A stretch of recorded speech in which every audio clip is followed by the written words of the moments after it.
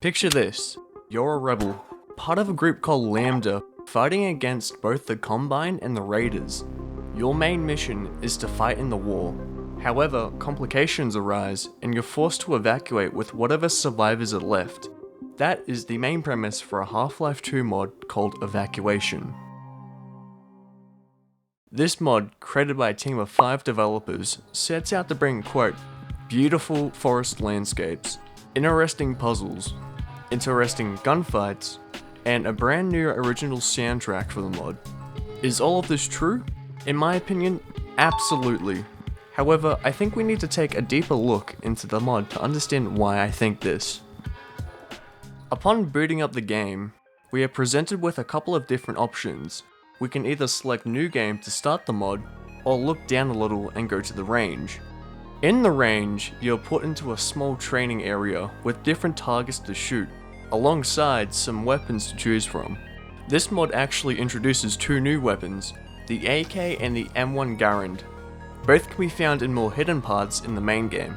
There's also a new melee weapon, but I'll talk about that later. One thing you'll notice is how more, I guess you could say, realistic the movement and weapon handling is. I know some people in the review section have stated how they dislike this. However, I don't see how this negatively affects the game. So after all of that, it's time for me to stop waffling on and start the main game. The opening scene begins with us playing as an unknown rebel, mounting a turret as we fly over a war zone between us and the Combine. You can use your turret to fire at a few striders. However, one strikes you down as the helicopter crashes and you lose connection to base. What is your current location? We got hit here! After barely surviving the crash, you've been given a new order. Look for a way out. Walking only a few meters from where you woke up, you can find your deceased pilot. There, you can also find a new melee weapon for the mod. Going around a fallen tree will bring you to a recently killed off rebel camp, where you can fight a pistol to help you fight against the antlion ambush. One thing you can also find here are the medkits, which are a new healing system in the game and are a replacement for the HEV charges that you would typically find. To progress forward past the locked gate, the player needs to go to a tent filled with explosives and set them off. This will then cause the tent to free up and you can deactivate the lock. Going past the ravine will take you to a radio tower where the rebel will contact the base. We found the camp with a radio tower. It looks like it's down and there are a bunch of antlions in the other camps. What's next? Over. Alright, look around and see if you can find a way to turn the tower back on. If you can, we can use the signal it provides to track you via radar. In order to do so, you'll need to find a gasoline can, which is placed on top of this wooden structure, as well as connect it via a cable. Now, as the professional gamer I am, I shit you not, it took me about 15 minutes to figure out I had to find a handle to turn on the generator. My excuse, you may ask? There was no yellow paint to be found. After turning on the radio tower, base alerts you that there has been recent raider activity in the area. The raiders in question are a new faction of rebels who fight both you and the Combine. Crossing over the bridge that had just been recently lowered, you get a face-to-face encounter with the raiders, killing off the last rebel in the camp. In that area, you'll also be able to pick up an SMG to kill the raiders and continue on further in the camp, alongside being able to find a shotgun. If we take a moment to go back, you can actually save the rebel medic. If you do so, he'll join in fighting against the bandits while healing you, even showing off where some hidden loot is. To continue past the camp, you'll need to get rid of this barricade that's in the way. You do this by sticking an explosive on the wall and shoot at it. By jumping down this ledge and detouring off to a track to the side, a campsite with a couple of zombies can be found. You'll also find the revolver. This actually segues into another mechanic that the game has. You can only have one weapon per slot. You can either walk past the revolver and keep your pistol, or you can pick up the revolver and drop the pistol. By the way, there isn't any more revolver ammo, this is literal bait, do not pick it up. Once you arrive at the sawmill, the game communicates a couple of different things to you. First of all, base alerts you of increased antlion activity in the area. However, this won't be a problem until later. And secondly, there are these yellow arrows signaling you to find a cable and flip a switch to do something. One thing that I will critique the mod for is backtracking. No one likes it, and it's in too many games. And for the sawmill area, you're not meant to do any of this yet. What you're supposed to do is go to the open gate on the right and go down that way. Going through that gate will take you to a ravine full of zombies. One thing that I haven't seen many people talk about is a certain Easter egg that can be found behind a few rocks at the end of the ravine. The Easter egg in question is a fucking nicotine pouch. What?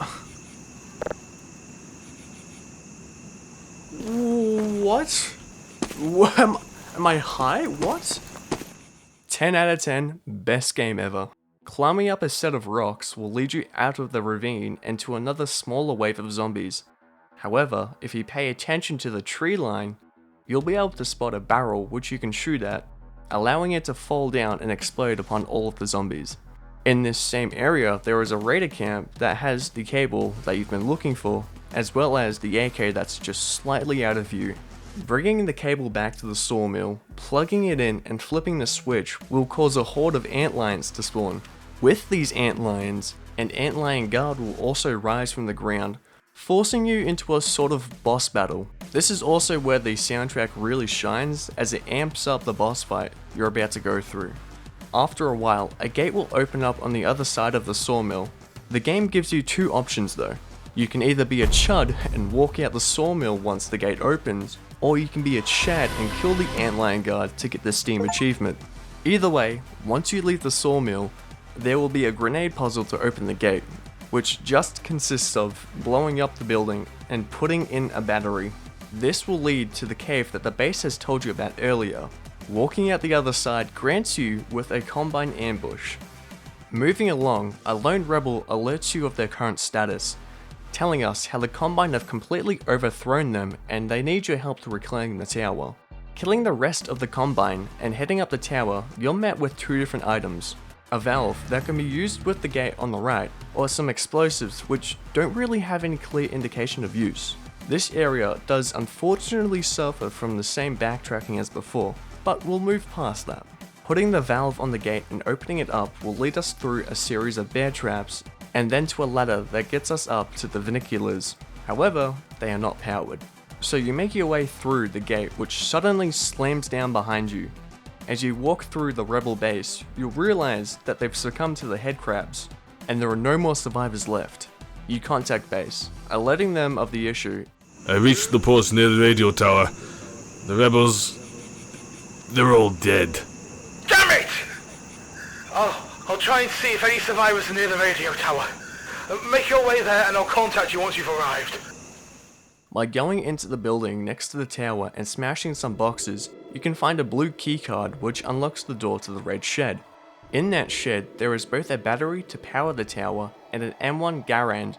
By putting the battery in its box, a cable falls down the tower that can kill you if you're dumb enough to walk on a live wire. Once the cable is connected and you flip the switch inside the building, you can walk back to the vernaculars, where you can find an RPG with rockets and a couple of medkits. When the vernacular starts moving across the valley, a sniper suddenly appears in the building opposite you, alongside a group of Combine and hunters that came down below.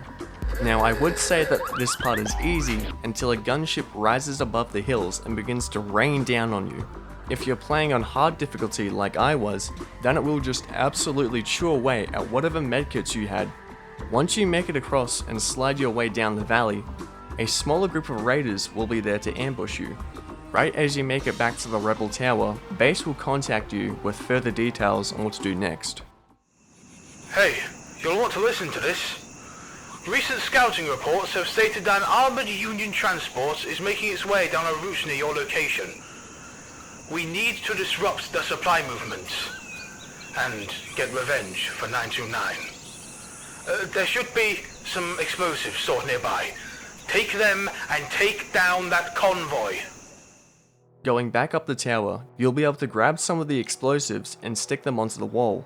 As the Combine car comes smashing through the gate, the explosives are set off. The only thing left in your way are a small fleet of Combine soldiers. Base will contact you afterwards, stating that a little further ahead is an observation tower with a rebel named Jeff that you'll need to regroup with. By killing off the Combine swarming the tower, Jeff will come down the tower. He'll tell you to grab whatever supplies are in the tower, and that we'll need to head down to the rebel village. So, by making our way down past a few antlions and Combine, a huge wave of enemies swarm the area. However, you have Jeff. After going through the massive fight and powering a gate that was blocking your path, you'll come across the rebel village that Jeff had mentioned earlier. However, a sniper is up in the church tower patrolling the whole village, halting any progress that you could have made. Jeff does bring up that there is a crossbow located on the right tower, that being the only way to nail the bastard. In order to get there, you've got to go through a few different buildings and fight whatever enemies are lurking inside. One thing that I don't understand is this little set piece in the first house you go through, and because I'm the most original person in the world, this was my initial reaction to the mask. Good stream! Oh, normal pill. You can't take the normal pills, guys. You gotta wear one of these. Don't take the pills. Don't be normal. Be like Dream. Wear a mask. Anyways, after placing an explosive on a wall and being stormed by a few Combined soldiers, you'll eventually reach the tower. The crossbow itself can be found on a table alongside some ammo and will replace the rocket launcher's slot. Going out of the tower and zooming into the sniper, instead of shooting the sniper himself, what you're supposed to do is aim and shoot for the yellow explosives next to the sniper in the open window. After killing the sniper, you ask Jeff to unlock the door next to the tower, requiring you to cover him by killing a few Combine. Once the door is unlocked, you've got to navigate through a few different buildings, shooting at whatever Combine, raiders, and zombies that you may get in your way. By the time you've met back up with Jeff, the Combine have set up a last line of defense, throwing whatever hunters and soldiers they've got at you. I recommend using whatever crossbow ammo you have left against the hunters, as it's a simple one-shot kill for them. Moving forward, Jeff contacts base, telling them that all the survivors in the village are dead, and asks what we can do now. Base alerts us of a group of rebels on the other side of the gate that are about to leave on the train. As you've been waiting, a hunter chopper comes out of nowhere and shoots at you. There's a machine gun at the front of the church that you can use to fire at the chopper. I don't know if it's me personally, but I do think the chopper has maybe a little too much health, as it went through roughly 3 mags. After taking down the chopper, Jeff successfully opens the gate, allowing you to shoot through whatever headcrabs and antlions are in your way to reach the train station. There'll be a wooden plank that you can walk on to jump into one of the carriages. Once you do that, the screen fades to black as the end credits roll. As you're put back to the main menu screen, you'll notice that the rebel and the campfire are gone, which I think is a nice ribbon to fully wrap up the mod. Now, from everything I just said, do I recommend this mod? 100%. This mod was super fun throughout the entirety of it, and I never felt like it dragged on or was boring. The gunplay was a nice refresher from typical Half-Life mods, and the map was very well made from start to finish. The mod link will be down in the description below if you want to check it out, and I would highly recommend you do so, and thank you for watching.